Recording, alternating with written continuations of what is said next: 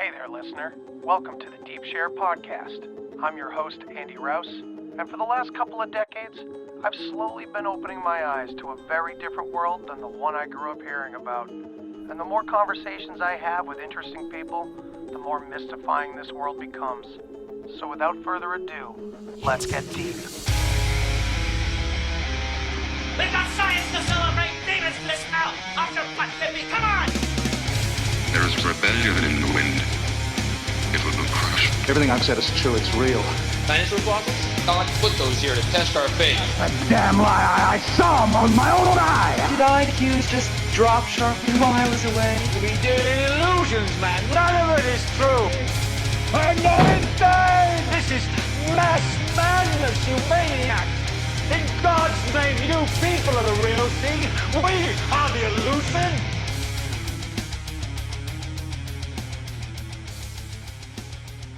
Welcome back to the Deep Share Podcast. Tonight, I get to talk about my favorite things, near-death experiences, consciousness, all the good stuff. So please welcome Dr. Scott Taylor. Scott, how you doing, man? I'm great, Alex, and thank you for inviting me on your show. I have been looking forward to this. This will be fun. That's great. I'm Andy, by the way, not Alex. Did I say Alex? I'm sorry. That's all right. That's all right. You know, it's happened many times, either that or Adam. I get Adam a lot. Like, all right, that works. But I am the Deep Share Podcast. That works.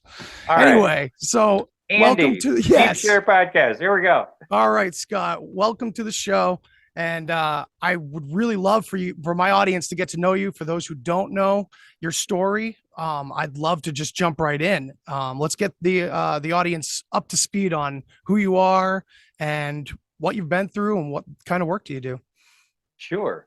I have been studying and am expert in near-death experiences and shared death experiences.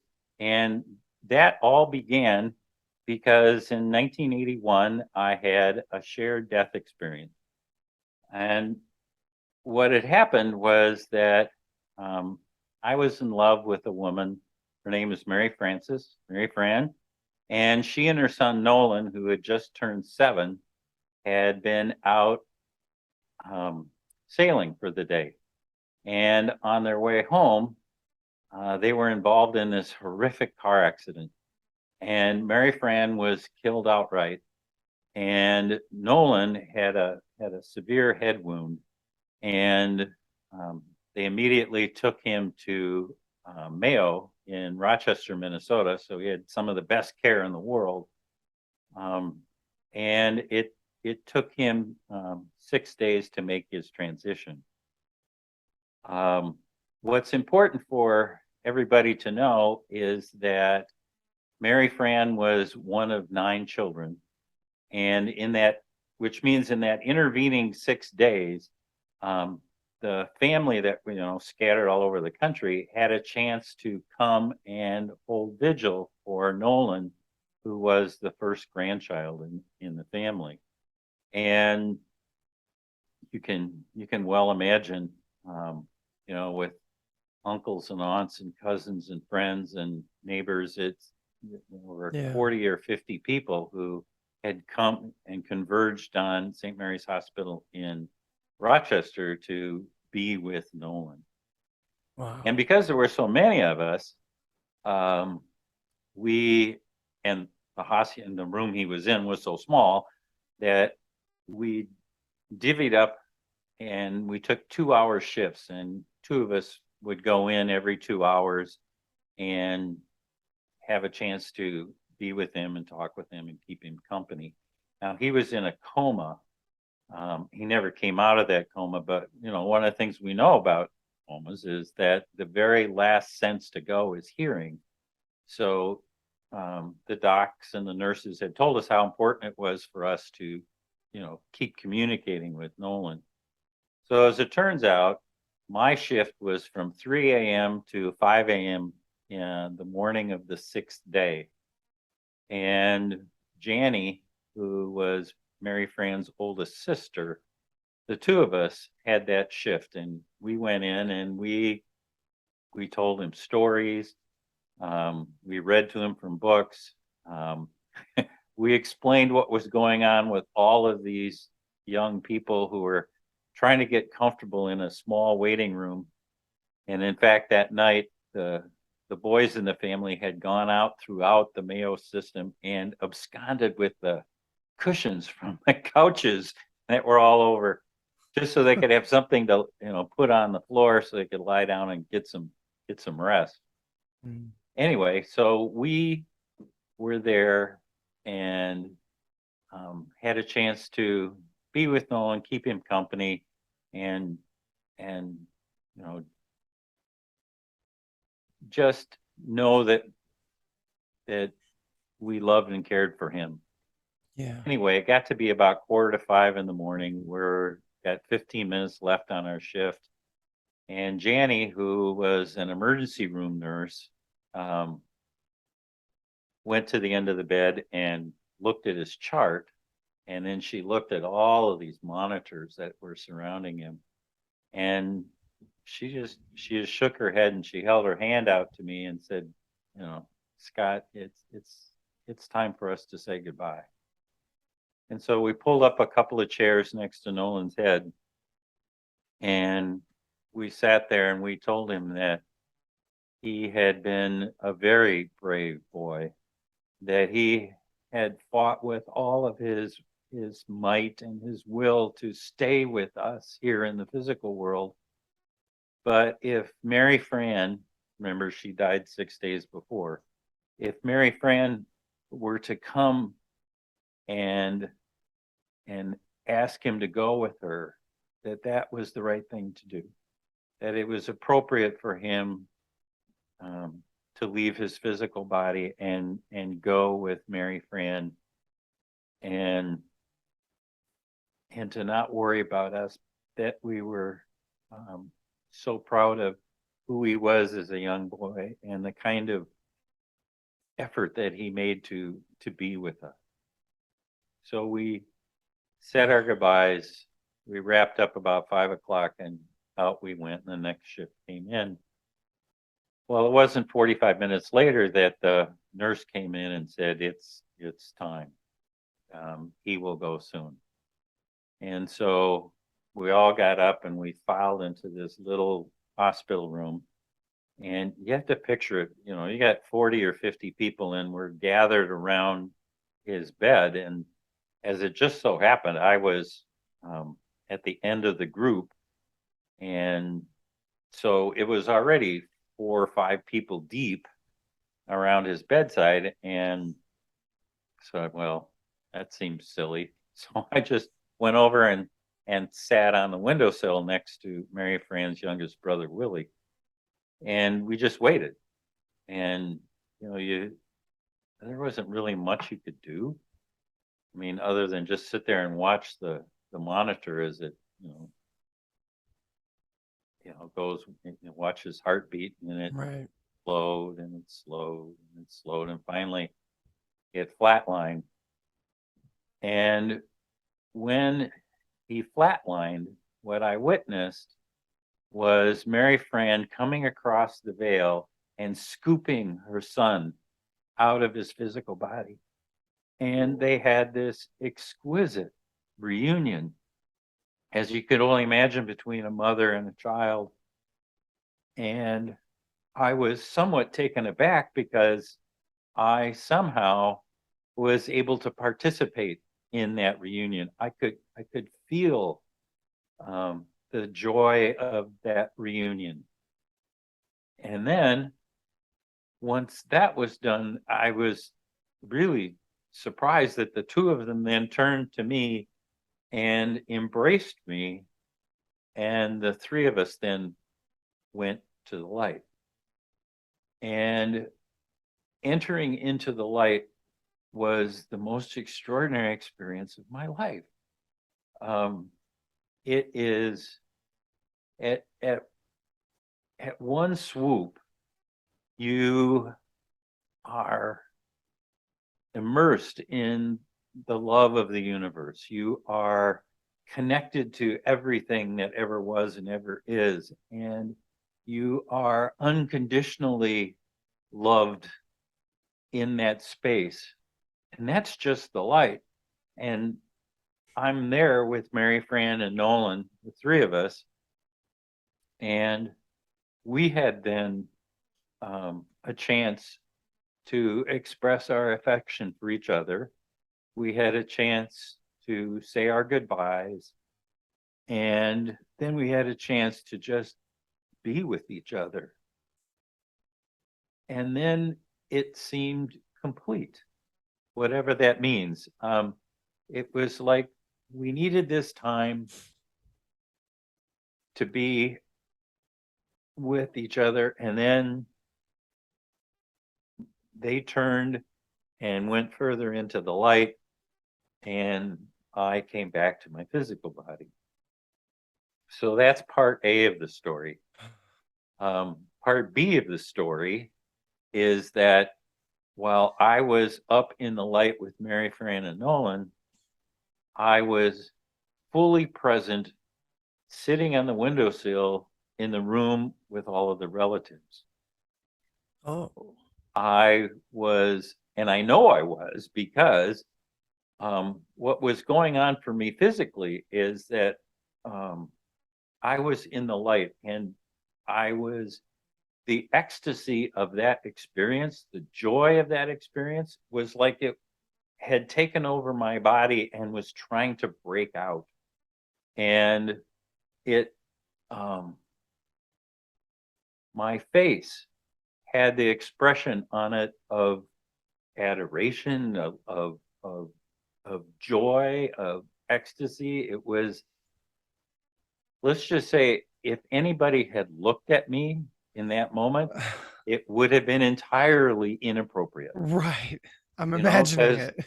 Yeah, because, just moments before, Nolan had left his physical body. He died, and it was the second death in a week. They lost Mary Fran 6 days ago, and then they lost Nolan. I mean, and this was the first time the family was all together. I mean, there was a lot of grieving going on. And so, not to be inappropriate for the room, I took and put my hands over my face so that I wouldn't betray what was going on with everybody else. And I stayed that way until I came back to my physical body, was able to compose myself. I could, lower my hands and then be present with all the other grieving relatives and, cry on each other's shoulders and do what you do. Yeah. So part B is that I had two separate, fully functioning, distinctly operating consciousnesses. It's not something I could explain in the moment. Now, all these years later, I can say what happened to me was I bilocated. I had two separate, fully functioning consciousnesses. They were in different locations, and it was so outside of my experience. I mean, I grew up in southern Minnesota in a little town called Mankato, and attended the Presbyterian church. And let's just say that by location, seeing people come across the veil, in the moment of my greatest grief, I'm in my greatest joy. None of that is part of the lexicon of the Presbyterian church. Right. So it was really outside of my experience. And, I didn't tell anybody for 15 years. I mean, it was. Oh, wow. And at that time, there wasn't safety in disclosure. Mm-hmm. And I didn't have the words for it. I do now, but I've been studying this for 35 years. I didn't have the words for it. I didn't have the concepts for it. I didn't have a frame of reference for how this could happen. So you showed restraint where you needed to. I just kept quiet. Yeah, I wish I had done the same. When I had my experiences early on, I was like 19, I'm 37 now. And yeah, it was just pouring out of me immediately. I couldn't help myself, you know, and of course it's had to be refined over the last 20 years, you know? Oh yeah. And so it wasn't as if I didn't do anything with it. Right. One of the things that happens to near-death experiencers is they become intensely curious, and that was me, because I knew that if I was in that place once, I could do it again. If I did it once, I could do it again. And so I just went on this search. I started out by going to visit the ancient religious sites of the world. So I went to Machu Picchu and Stonehenge and the Sphinx and the Great Pyramids and the Oracle of Delphi and more churches, cathedrals than I can even tell you, hoping to look for that spark of energy that would help propel me into that space again. It didn't work.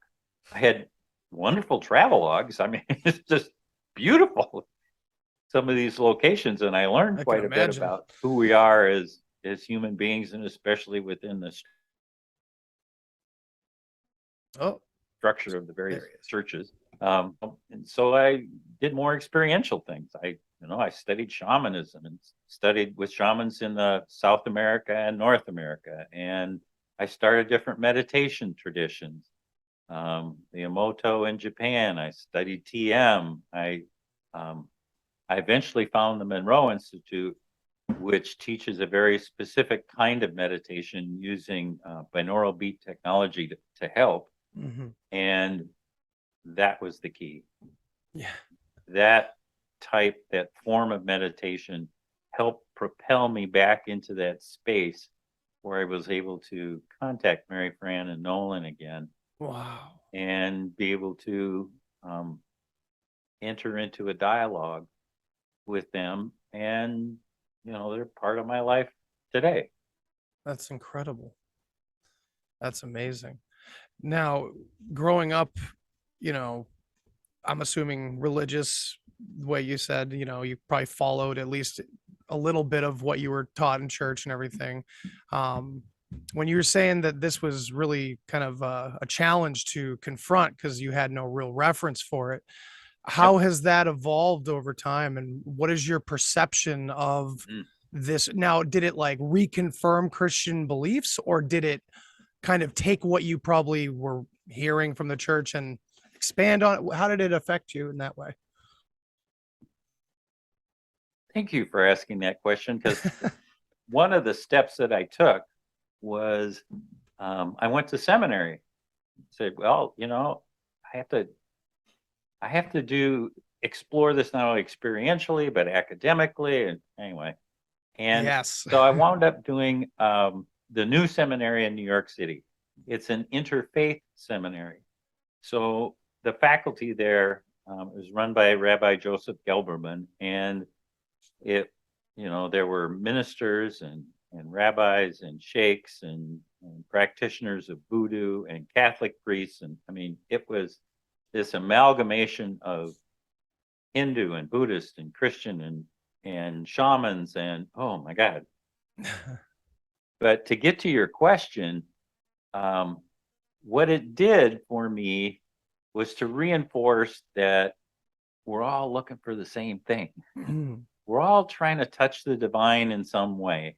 And we have different words to express that. We have different traditions for how to access that. But we're all trying to do our best to say that the divine is part of our life, and that we can be guided by it, and that we have some part of our nature is divine. And of course, that depending on your tradition, that changes. And the closest that I came, so academically, I wound up studying leadership at the University of St. Thomas, and my dissertation was about persons that have had near-death experiences. And that academic search led me to understand the different approaches, but it also helped me to look at my tradition. And because I'd had this shared death experience, you know, in the Presbyterian tradition, there were some things I go, they didn't get this quite right. That's not my experience, and that's not the experience of people who've had near-death experiences. Because I've read over 6,000 cases of near-death experiencers, so I have a pretty good handle on that. And anyway, I finally landed. There is a tradition called Unity. It's a Christian tradition that comes out of the schism that happened in Protestantism in the late 1800s, the New Thought schism, and it's based on the philosophy that we are born of original blessing and not original sin. That is closest to what near-death experiencers have, and it is certainly in total alignment with what we now know about shared death experiences. So that's where I've landed. You know, people land all over the place. Oh, absolutely, yeah. You know, it's what makes sense for me, and how I view the world. But it's been quite a search. I can imagine, and I can concur. Tons of books, lots of interviews. Became part of the International Association for Near-Death Studies. Wonderful people. They have fabulous conferences. And I've been lucky enough to be the MC for their international conferences for the last dozen years or so. Oh, wow. And so as a result, I've met a lot of people with these amazing stories. I know almost all of the major researchers in near-death experiences, and my hat's off to them because they have done a remarkable thing in Western culture. Do we have a second to talk about that? Absolutely. We can go wherever you want to take it. This is a group of people who 45 years ago, plus or minus, sat down and said, there's this thing happening that's called near-death experiences, and we need to investigate this from a scientific viewpoint and do some real heavy-duty research. And they did. And over the course of the last 25 years or so, there's been painstaking research on, is it real? And the answer is yes. What's the role of the human brain? It's a filter. It's not the seat of consciousness that resides within the non-physical body. So there's a bunch of things that they have, blown up in terms of the scientific community and what is consciousness and where does it reside. But the thing that's been most remarkable in my view is how people have changed their viewpoint of death. So pause here for just a second. I'm going to be right back. Sure. This is great. I love talking about death. So, as little as 10 years ago, if somebody said to you, draw me a picture of what death, what represents death, this is what would come up. Right? Fear. The Grim Reaper. And, the Grim Reaper represented, well, first of all, he's grim, so death is something that's awful to behold. Yes. And there's a sigh, which is, it's like capricious, we just cut down people, and it's dark and it's mysterious, and very often you don't see a face. It's usually a hooded figure with no face. So, right. There's no way to personalize it, or it's just this arbitrary thing that happens in the universe, and oh my God, you should be afraid of it, because let's take a look at that. That is almost entirely gone now. If you said today, draw me something that looks like what is death, this is what you'll get. Yeah. You'll get the light at the end of the tunnel. That is the new metaphor for death. And it's the researchers and IANs and people at the University of Virginia, DOPS, the Department of Perceptual Studies, they have made such advances, and these stories about what really happens when we make our transition, it's amazing. It's wonderful. It's like what happened to me with Mary Fran. I mean, you're immersed into this loving light of the universe, and it's benevolent. It's personal. And we now know that, you know, once you enter into the light, you know, there's this unconditional acceptance. You know, whatever your story, you are loved and brought back into the creative whole that is the loving nature of the universe. And on top of that, you know, just as you enter into it, there's a party. There's this reunion with all of your dead relatives and friends and pets that you know, have missed because they have gone on before you. And you get to have this rather remarkable, I guess a welcoming party is as good as I could explain it. And, you know, there's grandma and grandpa and great Uncle Fred, you know, my two best friends in high school who died before me. And, you know, it's like, they're all there. And they catch you up. You get to catch them up. You get to have a party like you want. It's wonderful. And so something like near-death research and looking into something that was ineffable, meaning we don't really have good words for it. Right. But you keep picking away at it. You do a little study here and there, and you look at it through all of these different lenses, and then all of a sudden, it's not scary anymore. And it's filled with all of these wonderful stories about acceptance and love and who we are as multi-dimensional beings. And we get to understand more about who we are. You know, what does it mean to be human? And, you know, what's this whole thing about reincarnation and time? I mean, now all of a sudden, all of these avenues start to open up, and it's been the work of near-death experiencers in getting this out.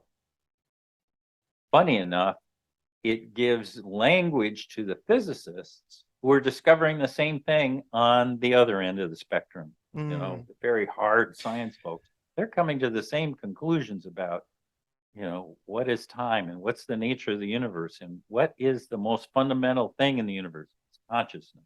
Oh, absolutely. And consciousness, you know, time springs out of that. All things material. So, you know, the molecules, the atoms, that all springs out of consciousness. Yeah, and I would agree. You know, as Stephen Schwartz says, you know, you just can't get behind consciousness. That is the fundamental nature of the universe. And, you know, it's not indifferent. It's like It's Alan loving. Watts. Alan Watts used to say it's like trying to bite your own teeth to like to fathom I hadn't heard that. consciousness. I love that. It's a great line. And it would make me laugh out loud hearing it because it just spoke to my experiences too, where you come back and it's like, well, for me it was different because I had my experiences through psychedelic drugs. And it's interesting that you're kind of setting up the history here with, you know, people like previous guest on my show, Raymond Moody. He did a ton of work for the whole subject matter. And all these people were so involved in near-death experience and researching. And then, like you said, on the other end, you got physicists doing their work on another angle, another shade of gray on this spectrum of consciousness. Yep. And then meanwhile, you had psychonauts traveling the psychedelic realms. And yeah, it's very interesting to me, the conjunction of all these different avenues. I even include a lot of alien encounter experiences and paranormal thing. Like this is clearly a spectrum, in my opinion, that's going on. And but what I always often wrestle with, even after my experiences, because I came back with a lot of questions, but not a lot of answers, right? And throughout my research and going back to that place and this and that, I've come back with quite a few answers, but there's always this elusive nature to it. And what's befuddled me is when I do bring all these subjects together and I start learning about how time is, like linear time in particular, it's kind of a function of, or a byproduct of, or something of that nature, of physical, material, dense reality. Yep. Whereas outside of that, so I know I'm all over the place here, but my one of my experiences was I guess you could say in contact with God or whatever that source is, and kind of being able to briefly take on that grand perspective. Yep. Because I think this is where a lot of people fall off and think that they are God, and it kind of goes down that very right hand path kind of thing. But where I went was, it was like I was able to view what the culmination of consciousness thinks about, like God, I guess you could say. And it was that there really is no, how do we have an experience where experience as we know it is based on our memory, because our consciousness is always going towards memory, right? And that's all it can draw upon. It can't draw upon anything new. How do we have that? Because memory is based on our linear time as well, it seems. Not that we can't travel back in our heads to different times, but it's set up and it's formed in a linear fashion, from me wanting to grab this glass of water to grabbing it. It's all this linear understanding. And that was a lot of jumbled words and not really a question. But what my question for you is that how, in your idea, what would an afterlife be like? I guess I could condense it down to that. After all that craziness. Oh, that's so interesting. And do you understand what I'm saying? Yeah, where it's like, right, it's contradictory to how consciousness seems to operate, at least here. And it would almost seem like meditation and things like that are to escape thinking, escape linear time, escape the duality of almost existence. It seems. Well, meditation works. There's a couple. Yes, it's all of those. Okay. And one of the things that I've worked on for the past decade has been, how do we use meditation to touch those places that near-death experiencers go to? So Right. How can you have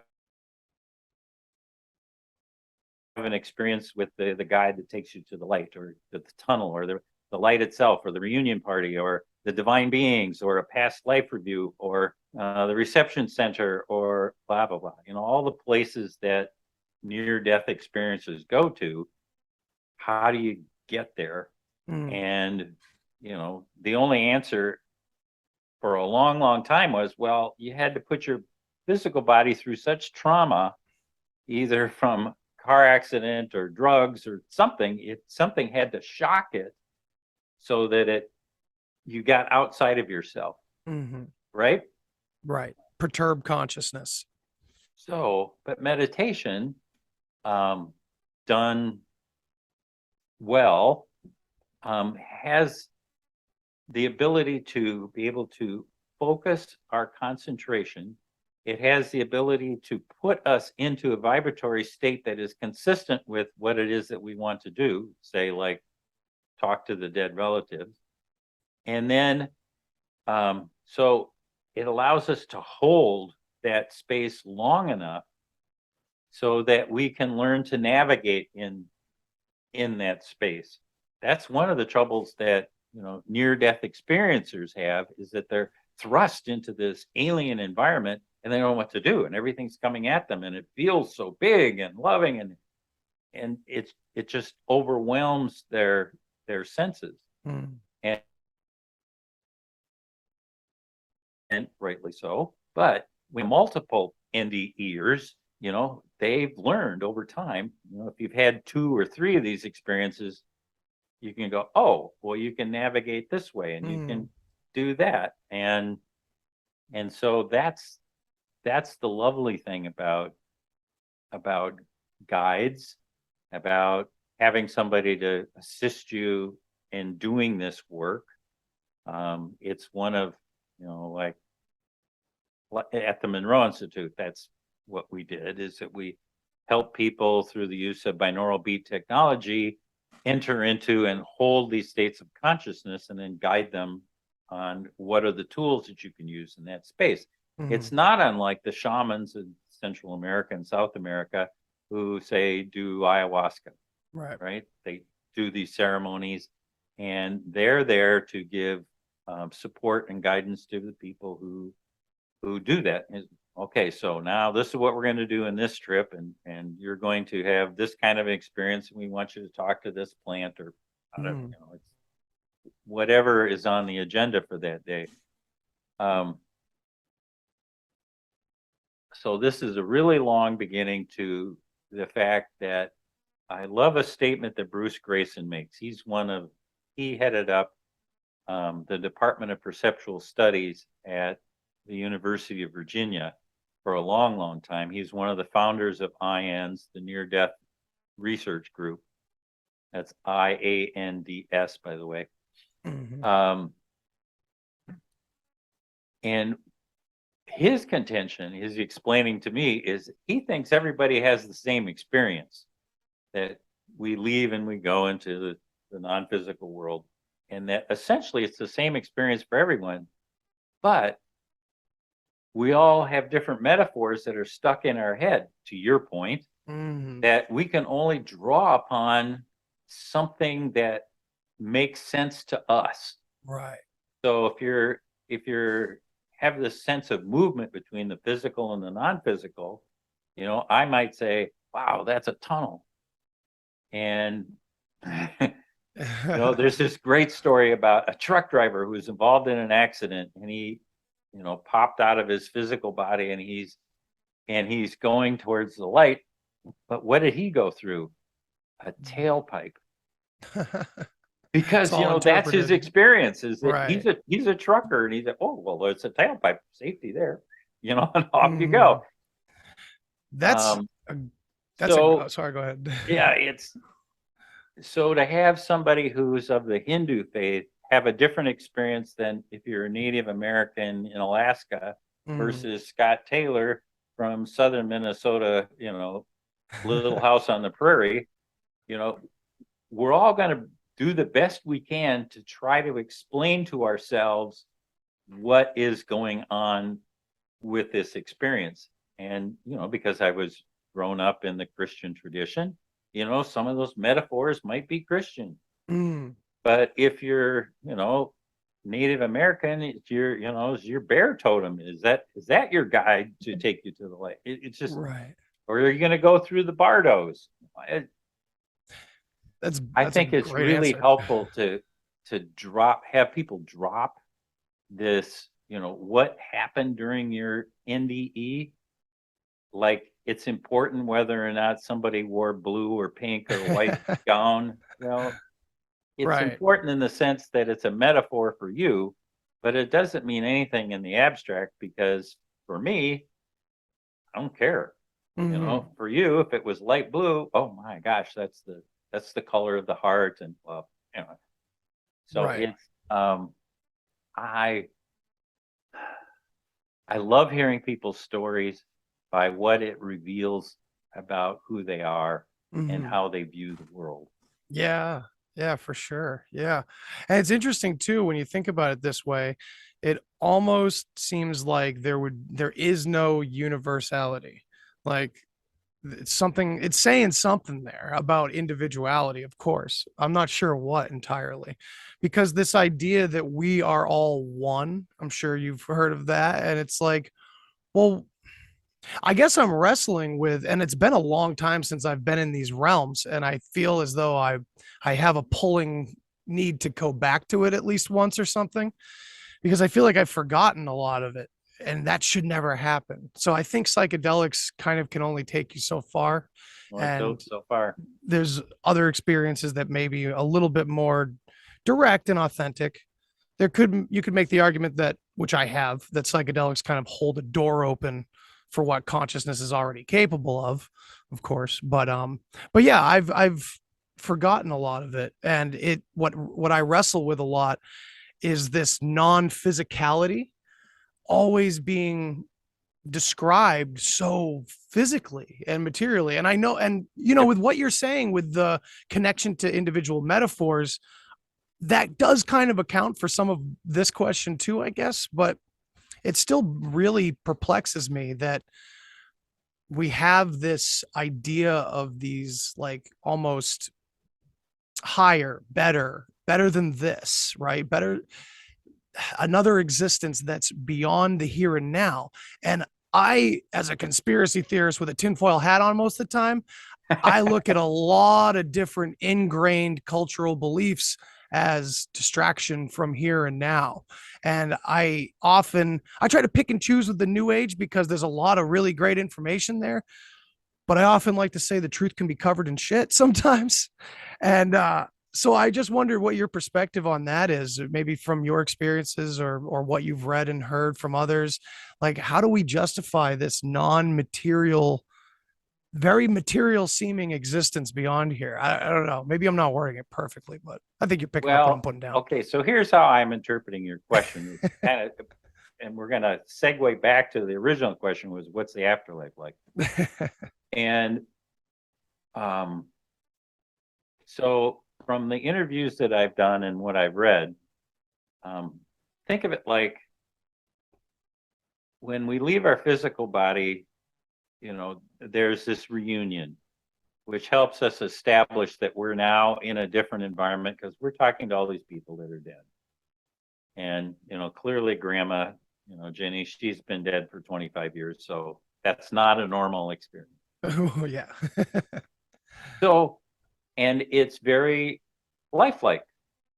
And, for me, if I was designing it, it'd be outside under a tent with a picnic table and we're barbecuing and we're sitting there with flowers and some guitar music and we're exchanging stories with all of the relatives who are sitting around, right? So that for me is a reunion. Mm-hmm. But it's my reunion. It's not yours.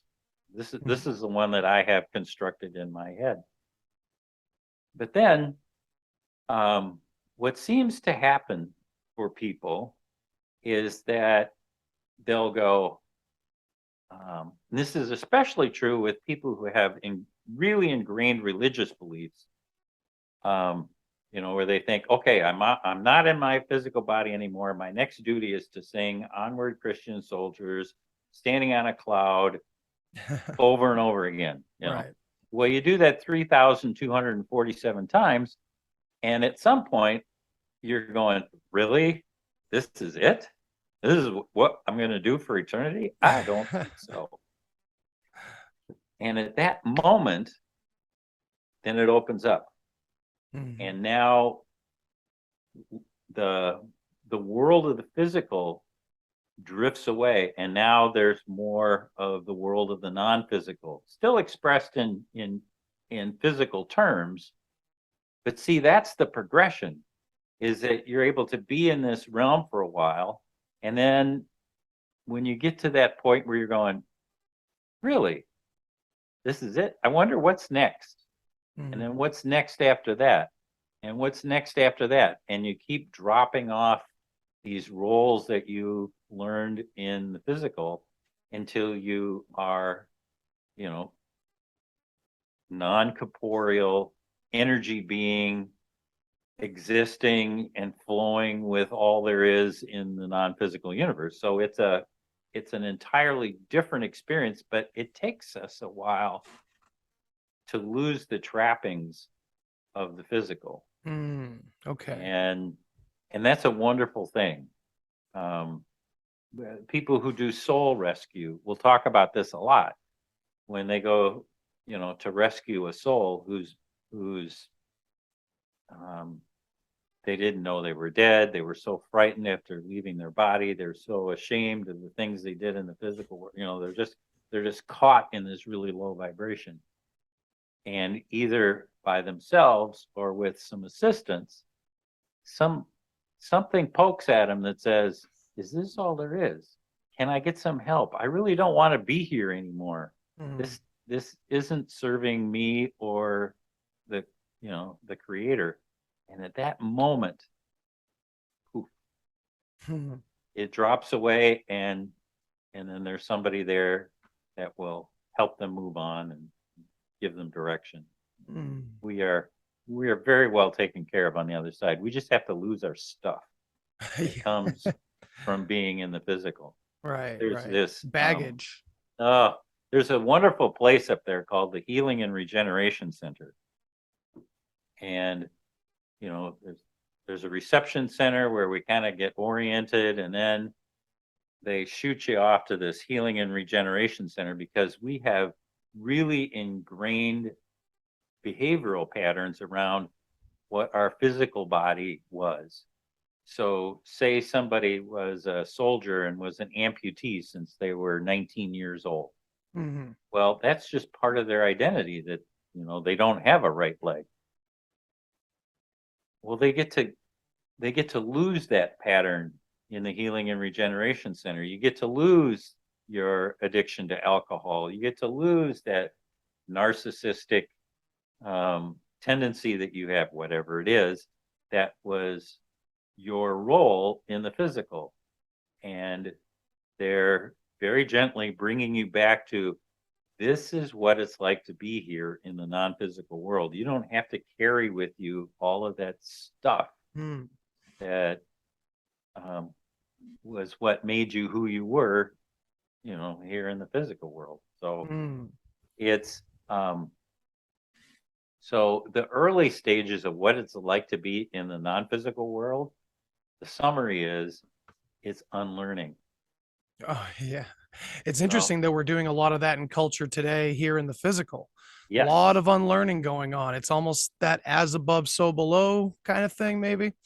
I ascribe to a lot of Mandelbrot's theories on fractals and things like that, and how the universe appears, or maybe it's not the universe. Maybe better put, it would be that consciousness appears fractal at times. I don't know where I was going with that, but something you had said reminded me of it. But what I really wanted to get into was the idea of reincarnation and what you've heard, what your take on it is, because that's just another thing I've wrestled with. It almost seems like consciousness, it's not a machine. People like to do the simulation thing, but that's why we have the machines, because they replicate consciousness. Everything is a copy or a mirror image of what consciousness is doing. And consciousness does kind of chug along like a locomotive, like a well-oiled machine. And it does seem like there's perfect systems in play, and synchronicity is part of it. And so think of it like, so as above, so below. Yeah. You know, so as above, we are in a unity universe where everything is connected to everything else. Right. Well, how is that replicated here in the physical? Can we say internet? Oh, absolutely. So, you know, everything is connected to everything else. And, you know, up there, you know, all you have to do is think about something. I have a desire to go to Paris and see the Eiffel Tower. Boom, you're there. Poof. There's no delay between thought and manifestation. Yep. There's a What do delay you do because now? of the density of this vibration. I want to see the Eiffel Tower. Well, you know, you type into Google Eiffel Tower, hit images, and what'd that take you? 3-4 seconds? And it's funny too that we have our best example is the internet, right? But at the same time, that as above, so below reflection probably existed long before the internet too, in latent abilities that we've lost, and now, hence the unlearning we're getting back to. Perhaps we're getting back to it. There's, you know, significant research has been done about shamans. Yep. You know, and their role way back when was to, you know, go, wah. The herd of reindeer is 2 valleys over to the northeast. And, did they do it by going out of body? Did they intuit it? Did they mind's eye? I don't know. Whatever it is, they hooked into some consciousness that said, that's where the reindeer are. Well, let me tell you, all the bad shamans got booted.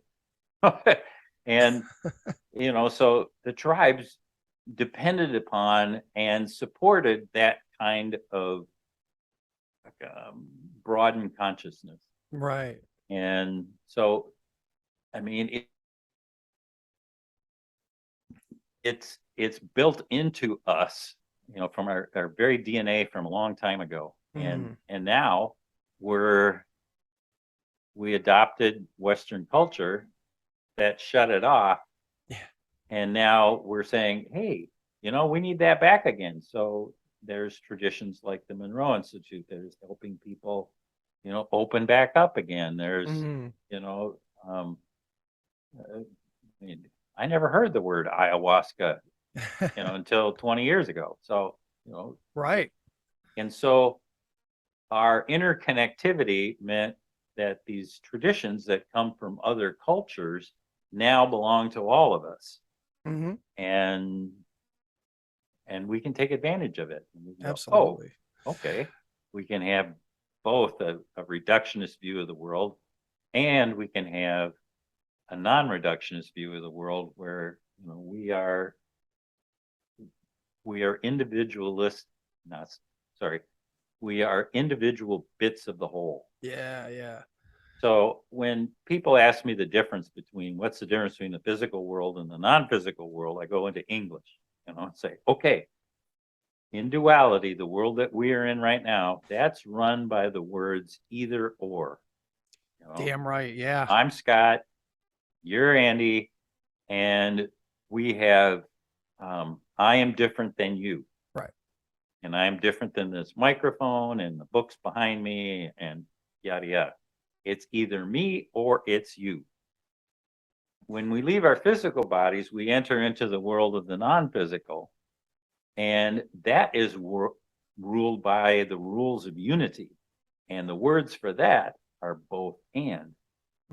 So that means that I am Scott, you are Andy, and we are also part of the universal whole that is the consciousness of our species. Right. And so there's a collective human consciousness that we are an integral part of, a fully present voting member of our universal consciousness. Oh, okay. And we are separate. We get to have our individual experience because that informs the whole. Interesting. Okay. And so so when when you get into this work, you go, okay, we have to be able to hold these two disparate ideas as equal, either or. Andy, Paradox. Scott, right? Yeah. And that's the beauty of delving into of this work, is that you go, we need to adopt new rules because this is an area that isn't run by the rules of duality. Right. And once we recognize that, that gives us this complete freedom to go, well, of course, I can be here in my physical body and I can be up with Mary Fran and Nolan talking to them. And I could be in a third location or a fourth, who says that we have to have one consciousness? Why can't we have multiple consciousnesses and be tied to the whole and know everything that we wanted and be able to skip back and forth in terms of timelines? And then all of a sudden you go, oh, okay, let's have fun with this. Right. Let's see where this can take us. All right. So to your question about reincarnation, haven't even asked it yet, actually. Okay. You asked me what my thought was. And well, yes. Yeah. Go ahead. Yes. So in my world, absolutely true. We have multiple lives, but we have to remember there's a caveat to that, because when we're in the world of the non-physical, there is no time. all time is now, which means all of those lifetimes are happening simultaneously. Okay. And that's why you can get bleed through between these various lives, and that they can, one lifetime as a Roman soldier can inform my lifetime today. I think it's one of the reasons that as we age, we become wiser just by living in the physical world. But all of me in all of those incarnations is getting wiser. And if we ask, and if we have the ability to enter into these states of expanded awareness, that bleed through can come through and help inform what it is that we're doing here in the physical world, so that we're smarter, that we have more capabilities, that we have, those intuitive hits that we get. There's more of them as we get older. Well, some of them is we've trained ourselves to do that. But, my farmer life in the Dust Bowl of the 1920s, was he just speaking to me then? Right. You just never know. So that's the crux of what most people don't get, is that it's not a sequential thing. Right. It's not linear. It's not linear, because linear time only refers to what's here in the physical, and in the world of duality. That's important, because that's where we are at the current moment, but it's not the ultimate existence, and it doesn't help explain how we can manifest these things. Right. This whole world of unity is, where everything is connected to everything else. Right. That's the foundation of remote viewing. Yeah, absolutely. Put yourself in a meditative state. You let your conscious mind get out of the way so that you can ask the question and get information about something you couldn't possibly know, that either is in the Amazon rainforest or it's on the backside of the moon. Right. That information is out there. It's available to us. There's a skill involved with how do we access that. Right. It only makes sense that there should be, it seems. So this has been really informative, more than I even imagined. This was great. And I do have another question for you. I have many questions. Maybe I'll have to have you back on sometime. I love it. That We're would be having great. fun. Yeah, this is a lot of fun. My last question for you today is, and let's see if I can get it out. So a lot of my experiences kind of reflect an idea that everything's happening right now. It was as if a veil fell down. That, again, we've been talking about this non-linearity, that there was no after, that it was going on right now all around me, just that in normal mode survival consciousness, you don't really get that because you'd be far too distracted. And it almost felt like a long time ago, I probably did have this sight, and it slowly drifted off into the background, but it's all there right now, all the time. And I wonder what your thoughts are in pertaining to that vision. What will it look like? Will we continue to bring what we would contemporarily and previously call the afterlife? Are we going to bring that into the here and now eventually? What do you think this awakening across the board is really going towards?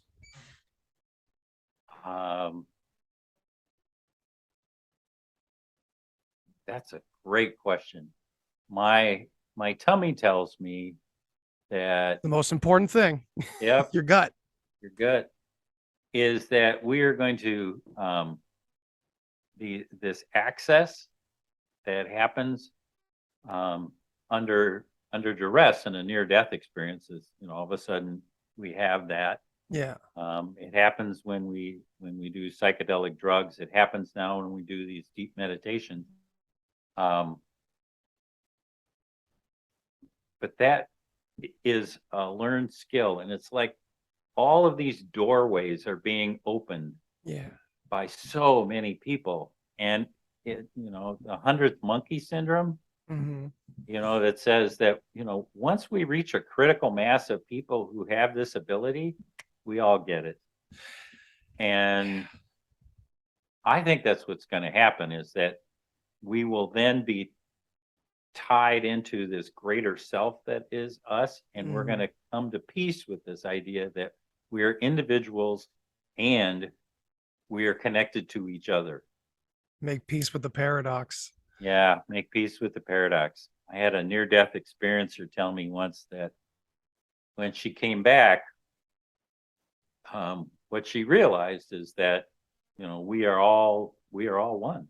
She said, Scott, if I were to grab the front of your shirt and punch you in the nose, said, literally, I am punching myself in the nose. So why would I do that? That makes absolutely no sense how we have constructed our society. So I think it will have profound implications for us as human beings and how we organize ourselves, and what we decide is good and bad behavior. Yeah. Whatever that means. It will be a look into the finer nature of ourselves, while at the same time remembering that we have this humanness that comes from, all of the 30,000 years of survival in the DNA and that's associated with that. It will be a really interesting transition. Absolutely. And isn't it wonderful to be here now and to watch it happen? Absolutely. And all of this angst that we're going through, and growing pains. It feels like consciousness growing pains. I like that. Thank you. May I borrow that? Absolutely. Anytime, man. All right. And, this is why I fight against the whole transhumanist thing, because where it's leading is an egoic desperation for eternal life that we already have. We are. So that feels like the soul trap, So this was riveting, and I really enjoyed this conversation. Scott, I appreciate you being here, man. Please tell my audience where they can find you, because I'm sure they appreciated this too.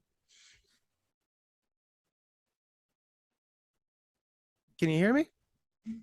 You did I cut out? Yeah, you broke up there. Oh, sorry about that. Yeah, no, I was just gratitude to you. Thank you so much for being here. I really appreciated this conversation, man. And I'm sure my audience did too. So for those who don't know your work already, please tell them where they can find you. Thank you. I appreciate you coming back on that. There's a couple of things. One is that my website has all of the information about my retreats and my albums, which are kind of above my head here. And that is neardeathmeditations.com. Okay. Neardeathmeditations.com. All right. And I have a podcast that just deals with near-death experiences, and it's unique amongst its counterparts. There's a lot of people out there that are telling stories, but I add in the research piece that either confirms or adds extra interest to the story. So that's what I we spend need. a little time afterwards explaining what people were saying, and it's called The Afterlife Files. So think X-Files, only this one's The Afterlife Files. And go to YouTube, or it's on all of the platforms for podcast. And it'll be in the show notes for everyone to check out. Please go check that out. And Scott, again, thank you so much for being here. I'd love to have you back. I'm sure we can dive way deeper and get way weirder. So I'd love to have you back sometime, man. I love getting weird. This is great. It's nothing more fun than to talk about consciousness for an hour. Damn right. All right, man. Well, you take care, and I'll talk to you soon. Everybody, have a great night, and thank you so much for listening and tuning in. See you next time. Thanks for listening to this episode of the Deep Share Podcast. If you want to hear more, then hit that subscribe button Follow me on all the social places. And remember, think for yourself, but don't always believe what you think. Till next time. Human sacrifice, dogs and cats living together, mass hysteria. Enough, I get the point. You have meddled with the primal forces of nature. And you will atone. What do we know?